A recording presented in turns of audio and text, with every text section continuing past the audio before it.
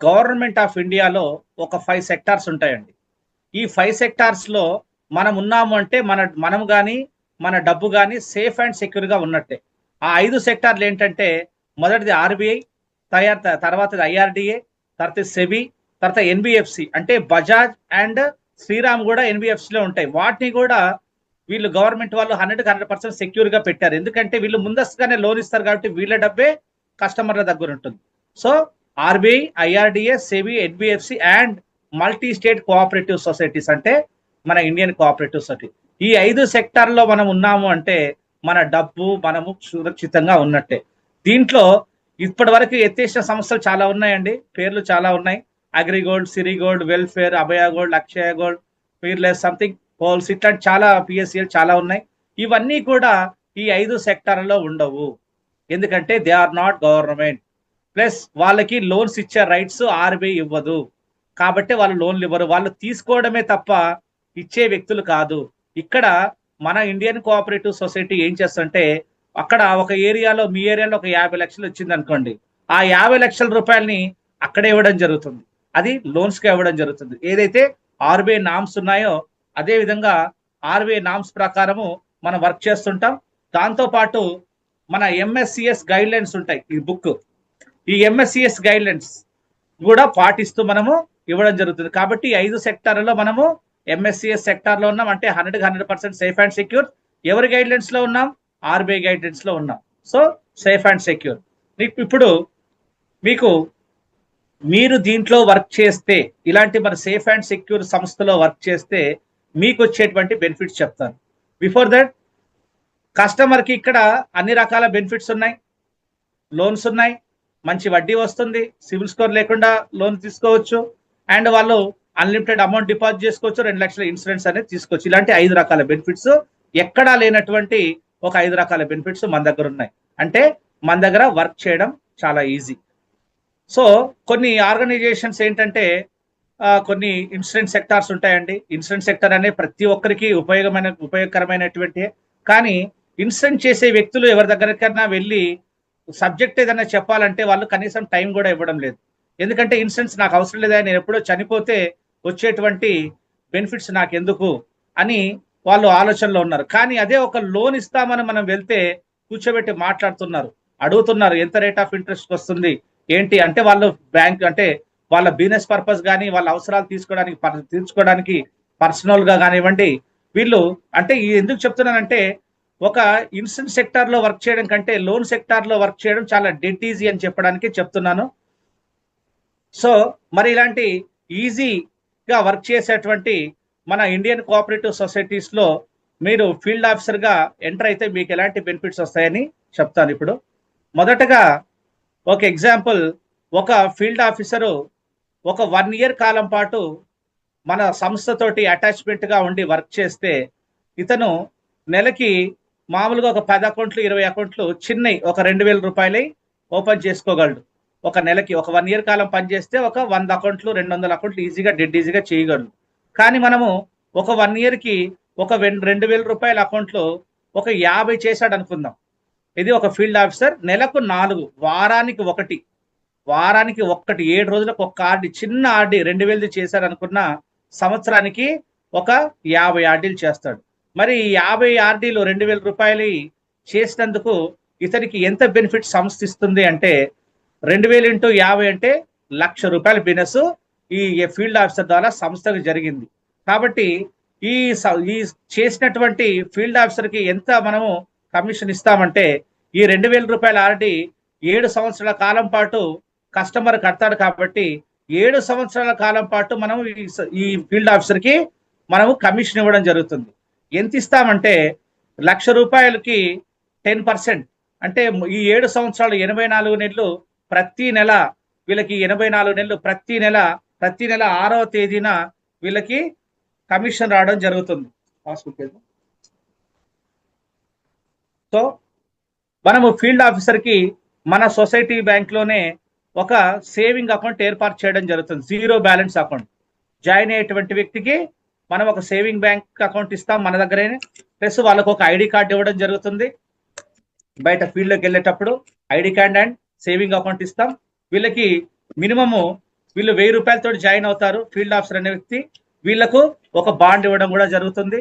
And కొన్ని brochures ఇస్తాము, కొన్ని బ్రౌచర్స్ ఇవ్వడం జరుగుతుంది. ఇట్లాగా ఫీల్డ్ ఆఫీసర్ కి వీళ్ళు మార్కెట్ లోకి వెళ్తే ఎలాంటి ఇబ్బందులు ఉంటాయి ఏంటి అన్ని కూడా క్లియర్ గా వాళ్ళకి డౌట్స్ క్లారిఫై చేస్తూ వీళ్ళ ఐడెంటిటీ ప్రూఫ్ గురించి ఇలాంటి అన్ని కూడా ఐడి కార్డ్ కానీ మిగతా బ్యాంక్ పాస్ ఇవన్నీ కూడా ఐడెంటిఫికేషన్స్ అన్ని కూడా వాళ్ళకి ఇవ్వడం జరుగుతుంది.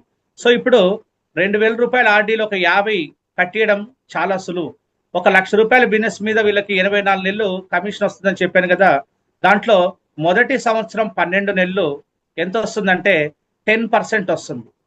సంవత్సరానికి ఒకసారి కాదండి, ప్రతి నెల 10%. 1,00,000 రూపాయల్లో 10% అంటే నెలకు 10,000 చొప్పున 12 నెలలు రావడం జరుగుతుంది. అంటే 10,000 ఇంటూ 12 నెలలు అంటే 1,20,000 మొదటి సంవత్సరం వస్తుంది, మొదటి 12 నెలలు. మరి ఈ 1,00,000 రూపాయల బిజినెస్ రెగ్యులర్ గా మంత్లీ చేయనవసరం లేదండి. రెగ్యులర్ గా చేయాల్సిన అవసరం లేదు. ఒకసారి చేశాడు అతను 2,000 ఇంటూ 50 అంటే 1,00,000 రూపాయలు చేశాడు. కాబట్టి ఇవి ప్రతి నెల ఈ విధంగా 7 సంవత్సరాలు 84 నెలలు ఇదే రెన్యువల్స్ 1,00,000 రూపాయలు వస్తుంటాయి. కాబట్టి దాని మీద వచ్చే కమిషన్ నేను చెప్తున్నాను. జస్ట్ 50 ఆర్డీల మీద మాత్రమే వచ్చే కమిషన్. మొదటి సంవత్సరం 10% అంటే 12 నెలలు 1,20,000 వస్తుంది. రెండో సంవత్సరం 7% అంటే 1,00,000లో 7% అంటే 7,000 రూపాయల చొప్పున 12 నెలలు వస్తుంది, 84,000 వస్తుంది. మూడో సంవత్సరము 6%, 1,00,000లో 6% అంటే 6,000 ఇంటూ 12 నెలలు 72,000 రావడం జరుగుతుంది. తర్వాత 5%, 5,000 ఇంటూ 12 నెలలు అంటే 60,000. తర్వాత 4%, 4,000 ఇంటూ 12 నెలలు 48,000. తర్వాత 3%, టోటల్ గా ఈ విధంగా 36,000 టోటల్ గా 7 ఇయర్స్ కి 84 నెలలకి వీళ్ళకి వచ్చే కమిషన్ 4,56,000 రూపాయలు.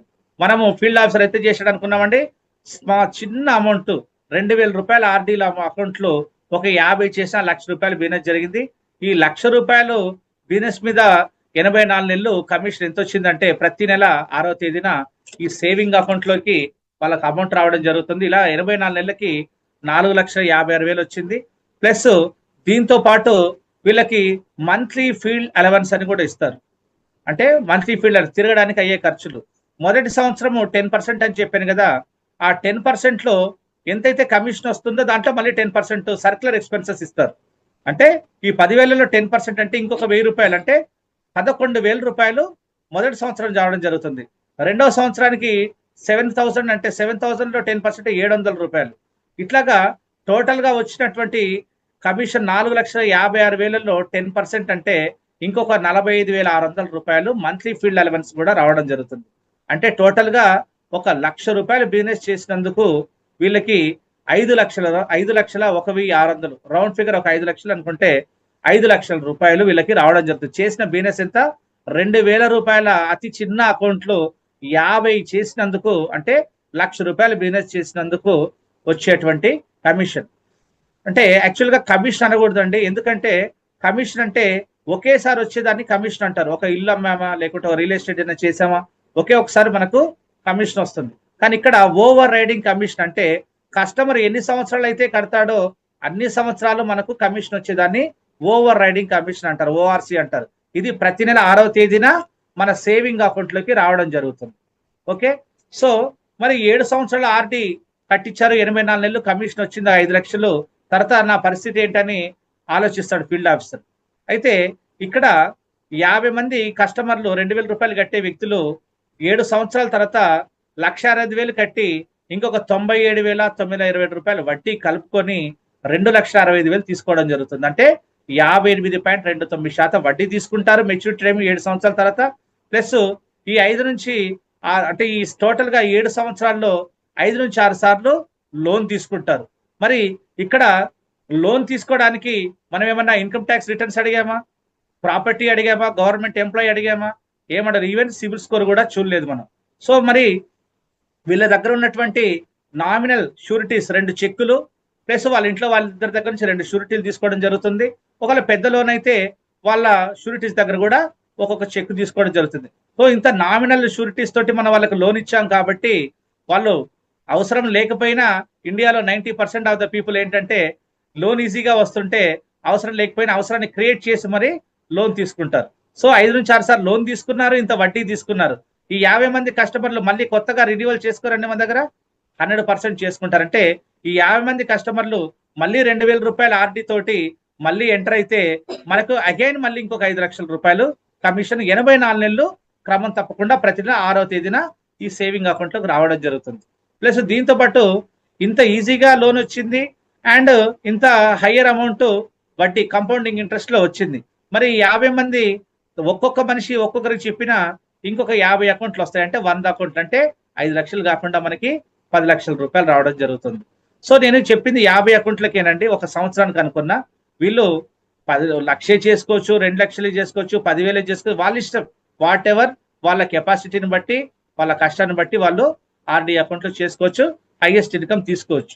ఈ విధంగా ఒక ఫీల్డ్ ఆఫీసర్ గా జాయిన్ అయ్యి ఈ రోజు మన సీనియర్ అడ్వైజర్ ఆఫీసర్ అంటే 12 క్యాడర్లు ఉంటాయండి. 12 క్యాడర్ దాటినటువంటి వ్యక్తుల్ని సీనియర్ అడ్వైజర్ ఆఫీసర్ అంటారు. విధంగా మరి శ్రీనివాస్ హెగ్డే అనే వ్యక్తి ఫీల్డ్ ఆఫీసర్ గా జాయిన్ అయిన వ్యక్తి ఈరోజు సీనియర్ ఏడీ అయ్యాడు. అతనికి సీనియర్ ఏవో అయ్యారు. అతనికి ఎంత వస్తుందంటే కమిషన్ నెలకు 48 లక్షలు వస్తుందండి. Every month 48 lakhs. తర్వాత అంత అమౌంట్ తీసుకున్న వ్యక్తి ఏవి కమల్నాథన్ గారని, అతనికి 36.5 lakhs వస్తుందండి. మన సంస్థలో 1,00,000కు పైగా ఓఆర్సి ఓవర్ రైడింగ్ కమిషన్ తీసుకునే వ్యక్తులు కనీసం 1,50,000 మంది ఉంటారు. ఇంకా 50,000 లక్ష అయితే ఇంకా చెప్పలేమండి, చాలా ఎక్కువ మంది ఉంటారు. సో ఇలాగా ఒక హైయెస్ట్ కమిషన్ తీసుకునే ఒక ఛాన్స్ మనది. ఈ సంస్థలో మనం ఫెసిలిటేటర్ గా పనిచేస్తున్నామంటే ఒక ఎంప్లాయీగా వర్క్ చేస్తున్నట్టుగా మనకి మంచి ఫీలింగ్ ఉంటుంది. ప్లస్ దాంతో పాటు మనకు బెనిఫిట్స్ కూడా ఉంటాయి. ఈ కమిషన్ కాకుండా నెక్స్ట్ బెనిఫిట్ ఏంటంటే ఒక 1,00,000 రూపాయలు బిజినెస్ చేస్తే 10,000 రూపాయలు ఓఆర్సీ వస్తుందని చెప్పాను కదండి. ఈ విధంగా మినిమం 10,000 రూపాయలు వచ్చే వ్యక్తికి మన సంస్థ మనల్ని ఎంప్లాయీగా కన్సిడర్ చేసి 10 రెట్లు లోన్ ఇస్తారు. 10,000 రూపాయలకు మినిమం కమిషన్ వస్తే 10 రెట్లు అంటే 10 times 10 ఇంటూ 10,000 ఇంటూ 10 times అంటే 1,00,000 రూపాయలు లోన్ ఇస్తారు.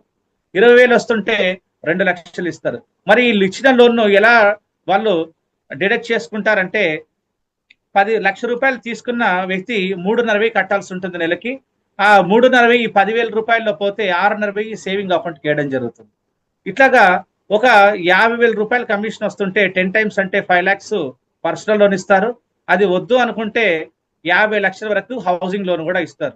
ఈ హౌసింగ్ లోన్ అమౌంట్ ఈ 50,000 నుంచి కట్ అయిపోయి మిగతాది ఈ సేవింగ్ అకౌంట్కి రావడం జరుగుతుంది. ఇలాగా housing loan, mortgage loan, 2 wheeler loan, 4 wheeler loan ప్రతి ఒక్క లోను మనం పనిచేసే ఈ ఫీల్డ్ ఆఫీసర్కి ఇవ్వడం జరుగుతుంది. మామూలుగా కస్టమర్కి ఇచ్చేది ఎంతంటే వాళ్ళు కట్టిన దానికి 2 రెట్లు మాత్రమే ఇస్తాము. అంటే వాళ్ళు ఒక 2,000 కట్టే వ్యక్తి 24,000 కడితే వాళ్ళకు 48,000 అంటే ఒక రౌండ్ ఫిగర్ 50,000 ఇస్తాము, 2 రెట్లు ఇస్తారు. కానీ ఇక్కడ మనం పనిచేసే వ్యక్తులకు మనకు ఫీల్డ్ ఆఫీసర్స్ కానీ మిగతా వ్యక్తులకు డివోర్స్ కానీ వీళ్ళకి 10 times లోన్ ఇవ్వడం జరుగుతుంది. అంటే ఈ సంస్థలో కస్టమర్ కంటే కూడా మనకే అధిక ప్రాధాన్యత ఉంది. సో వీళ్ళు నమ్మింది ఏంటంటే Indian cooperative credit society limited వాళ్ళు నమ్మింది ఏంటంటే ఇక్కడ కస్టమర్ల కంటే ఎంప్లాయీస్ కి ఎక్కువ విలువనిచ్చారు కాబట్టే వీళ్ళు నమ్మింది ఏంటంటే employees are the backbone of the company అని నమ్మారు. అంటే ఒక వెన్నెముక లాంటి వ్యక్తులని నమ్మడం జరిగింది కాబట్టి ఇన్ని రకాల లోన్స్ మనకి ఇస్తున్నారు, ఇంత ప్రాఫిట్ ఇస్తున్నారు. కాబట్టే ఈరోజు ఇండియాలో ఎన్నో మల్టీ స్టేట్ కోఆపరేటివ్ సొసైటీస్ ఉంటే దాంట్లో టాప్ 1 లార్జెస్ట్ సొసైటీగా మన సంస్థ ఉంది. దాంతో పాటు సంవత్సరానికి 2,400 కోట్ల టర్న్ ఓవర్ లో ఉంది.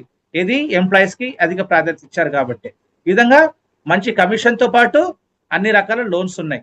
ఇది కాకుండా మనకి ఫీల్డ్ ఆఫీసర్లకు కానీ మిగతా వ్యక్తులకి ఏంటంటే మెడికల్ రియంబర్స్మెంట్ ఉంటుంది. వీళ్ళకి ఏదైనా సర్జరీలు జరిగాయి, ఏదన్నా ఆరోగ్యపరంగా ఇబ్బంది జరిగితే వీళ్ళకి అయిన బిల్లులో 50 నుంచి 70% వరకు వీళ్ళకి మెడికల్ రియంబర్స్మెంట్ ఉంటుంది. దీంతో పాటు యాక్సిడెంటల్ ఇన్సూరెన్స్ కూడా ఉంటుంది. ఎందుకంటే ఏదైనా పని మీద బయటకు వెళ్ళినప్పుడు ఏదన్నా అనుకోని ప్రమాదాలు జరుగుతుంటాయి. సో వాళ్ళకి యాక్సిడెంటల్ ఇన్సూరెన్స్ కూడా ఇవ్వడం జరుగుతుంది.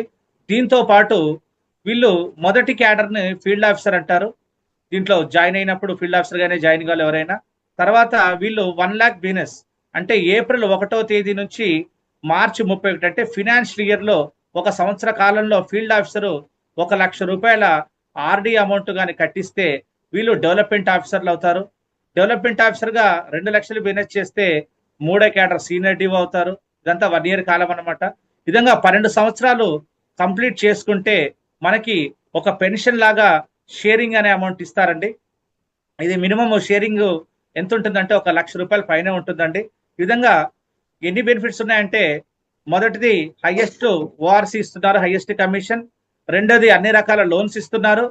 అండ్ మూడోది వచ్చి మెడికల్ రియంబర్స్మెంట్ ఇస్తున్నారు, యాక్సిడెంటల్ ఇన్సూరెన్స్ ఇస్తున్నారు. అండ్ ఒక పెన్షన్ లాగా ఒక షేరింగ్ అనేది కూడా ఇస్తున్నారు. గవర్నమెంట్ కి ఎంప్లాయీకి ఎలాంటి బెనిఫిట్స్ అయితే ఉంటాయో అన్ని రకాల బెనిఫిట్స్ ఇక్కడ పనిచేసేటువంటి మన ఫెసిలిటేటర్స్ ఉంది.